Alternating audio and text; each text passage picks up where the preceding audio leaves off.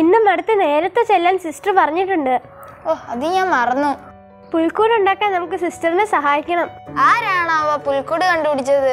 വിശുദ്ധ ഫ്രാൻസിസ് അസീസിയാണ് ആദ്യമായി പുൽക്കൂട് ഉണ്ടാക്കിയത്. ആദ്യത്തെ പുൽക്കൂട് എങ്ങനെ ഉണ്ടായിരുന്നു? ആദ്യത്തെ പുൽക്കൂട് ബത്ലഹേമിലെ എളിമയുടെയും ദാരിദ്ര്യത്തിന്റെയും പുൽക്കൂട് പോലെ തന്നെയായിരുന്നു. ഉണ്ണീശോയോടുള്ള അപാര ഭക്തിയായിരുന്നു ഫ്രാൻസിസ് അസീസിയെ പുൽക്കൂട് ഉണ്ടാക്കാൻ പ്രേരിപ്പിച്ചത്. നമുക്ക് പുൽക്കൂട് എത്താൻ പോവാ.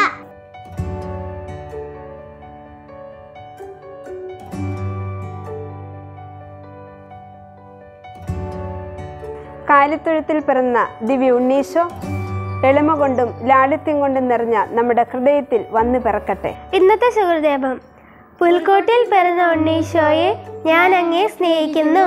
ഇന്നത്തെ വചനം: ഇതാ ലോകത്തിന്റെ പാപങ്ങൾ നീക്കുന്ന ദൈവത്തിന്റെ കുഞ്ഞാട്. വിശുദ്ധ യോഹന്നാൻ 1:29.